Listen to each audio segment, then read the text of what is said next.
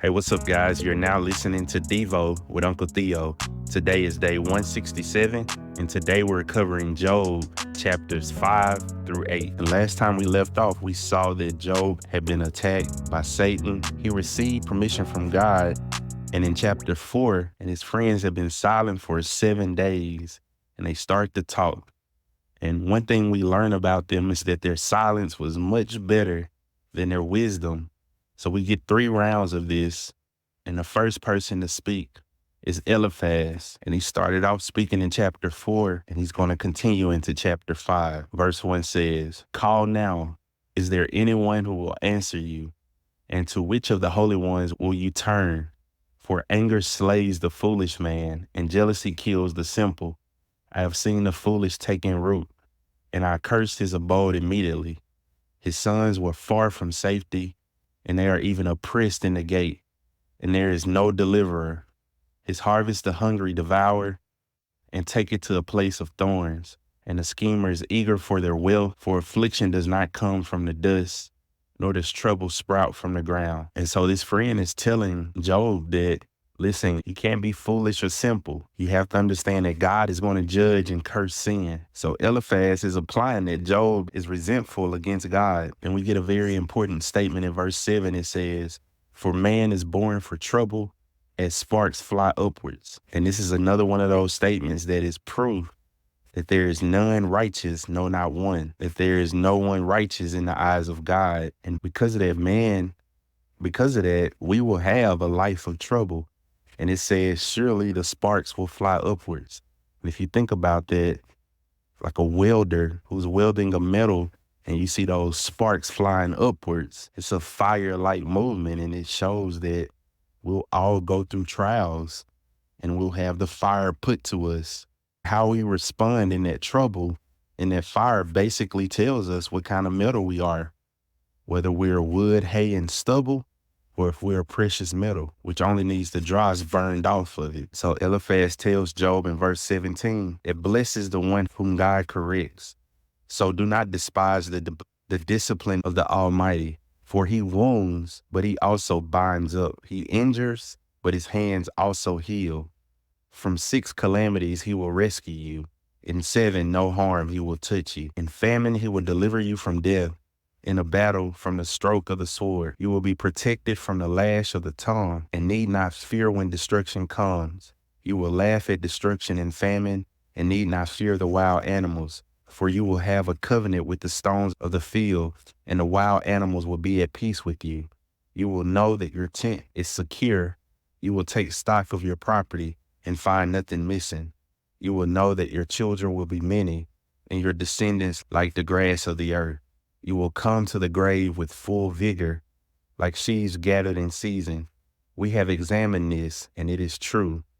So hear it and apply it to yourself." So Eliphaz is saying, look, Job, if you would only confess your sin, you could be happy again, because God chastens those whom he loves. Obviously, this book isn't written yet, but he's putting a Hebrew spin on things, which is a true statement if the person is in sin. And so you're going to have to read Job in a twisted way.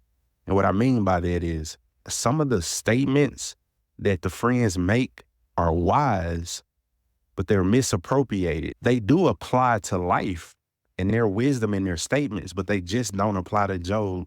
So when you're going through the book of Job, don't just take what they're saying to Job and say, this is thus says the Lord. No, this is a narrative. This is a situation where he's getting poor counsel, but the stuff in what they're saying is actually good stuff a lot of the times. And so you'll have to figure out how to decipher, okay, that's a good statement, but it doesn't apply to Job. And you'll have that in your life a lot. Somebody will come rebuke you and you'll say, man, a lot of the stuff you're saying is good, and I'm going to put it in my mind for future references, but it just doesn't apply to me. And you'll have to be gracious to those people, and you may be Job in certain scenarios. So we move into chapter 6 and 7. He responds to Eliphaz. His 10 children are gone. His livestock is gone. He has physical misery. His wife is being antagonistic towards him. And on top of that, he has to respond to his friend's false accusations and pegging him wrong in all of their insensitivities. Then he unleashes in chapter 6. Then Job responds and replies, "Oh, that my grief were actually weighed and laid in the balances together with my calamity. For then it would be heavier than the sand of the seas. Therefore my words have been rash, for the arrows of the Almighty are within me. Their poison my spirit drinks. The tears of God are arrayed against me. Does the wild donkey bray over his grass, or does the ox low over his fodder? Can something tasteless be eaten without salt? Or is there any taste in the white of an egg? My soul refuses to touch them. They're like loathsome food to me. Oh, that my request might come to pass, and that God would grant my longing. Would that God were willing to crush me, that he would loose his hand and cut me off.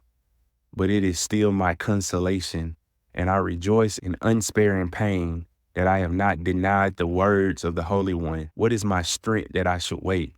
And what is my end that I should endure?" And we see this time and time again. Moses had this request that when things get so hard, death is the request of many. And you see that a lot where people will say, "Lord, just take me out. This is too much."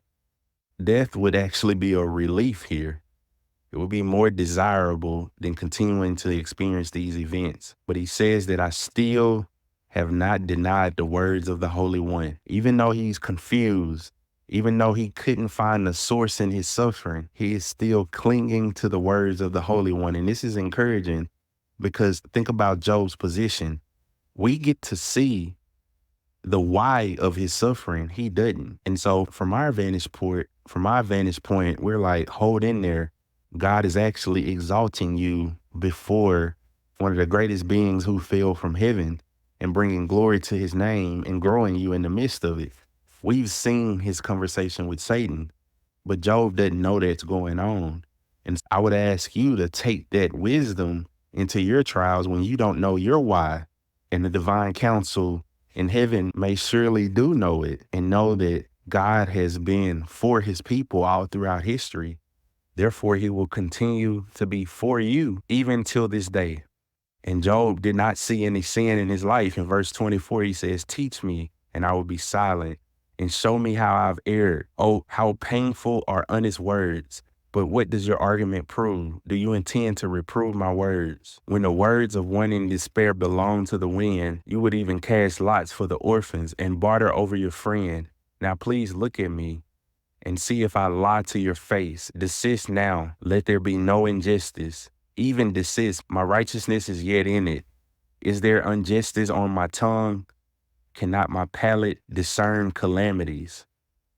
And so Job is saying, if I've sinned in any way, let me know. Show it to me.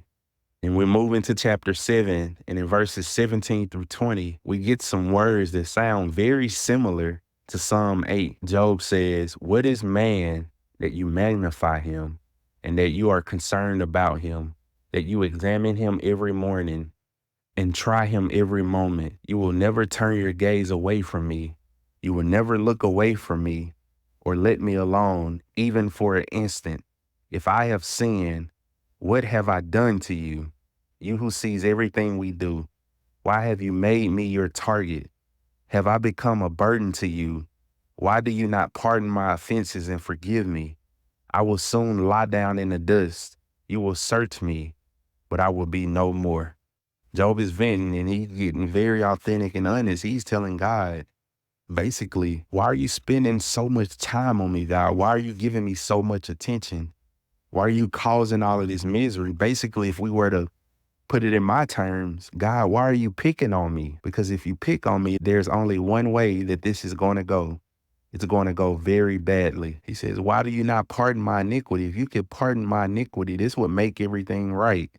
And this points us, even in an early book like this, to the seed. We need someone who can solve the sin problem. And even Job knows that. And that moves us into chapter 8 and the questioning of the second friend, Bildad. Now remember, Bildad is the scientist. He's also saying you or your family must have sinned. And he's a cause and effect guy. And it says, Bildad answered, "How long will you say these things? and the words of your mouth be a mighty wind. Does God pervert justice, or does the Almighty pervert what is right? If your son sinned against him, then he delivered them into the power of their transgression. If you would seek God and implore the compassion of the Almighty, if you are pure and upright, surely now he would rouse himself for you and restore your righteous estate. Though your beginning was insignificant, yet your end will greatly increase. Please inquire of past generations and consider the things searched out by their fathers. For we are only of yesterday and know nothing. And here's the science, verse 11. Can a papyrus grow without a marsh? Can reeds thrive without water? While still growing and uncut, they wither more quickly than grass. Such is the destiny of all who forget God. So perishes the hope of the godless. What they trust in is fragile. What they rely on is a spider's web. They lean on the web, but it gives way. They cling to it, but it does not hold. They are like a well-watered plant in the sunshine, spending its shoots over the garden and entwines its roots about a pile of rocks and looks for a place among the stones. But when it is torn from its spot, that place disowns it and says, I never saw you. Surely its life withers away, and from the soil of other plants. Surely God does not reject one who is blameless, or strengthen the hands of evildoers, who will yet fill your mouth with laughter and your lips with shouts of joy. Your enemies will be clothed in shame, and the tents of the wicked will be no more. So Bildad is even more blunt about Job being an unrighteous man, as opposed to Eliphaz, who insinuated it a little more. And Bildad is appealing to the past ancestors, saying they taught the same principle, that where there is suffering, there must also has to be sin. And he's saying that God will not reject a man of integrity.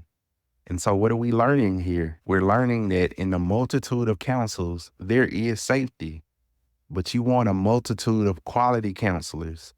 These counsels would have been better quiet, not opening their mouth. The best thing they said was in the first 7 days when they said nothing. And so learn to be a good friend. Sometimes your friends don't need you to open your mouth and need your counsel. Sometimes they just need your presence and your silence. And if you're going to work through something, help them work through it from a non-critical perspective, because God does not need your opinion of other people in order for him to make a decision regarding what he wants to do with them. And that's something that we need to sit in. God will never come to you to ask you your opinion about somebody else. You're not that significant. He does not need your help. And when you counsel people, let's do it from a non-judgmental, non-critical perspective, because it's sinful to be critical of others, especially when it's not constructive, because criticism involves judging motives, and God calls judging motives sin. It's okay to help people work through things. It's even okay to make judgment calls in a righteous way, but we have to do the work to learn how to judge righteously and not just shoot from the hip, because if we move like that, we will have a ministry of hurting a lot of people.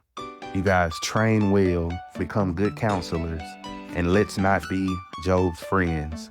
We'll catch you next time and see what else they have to say.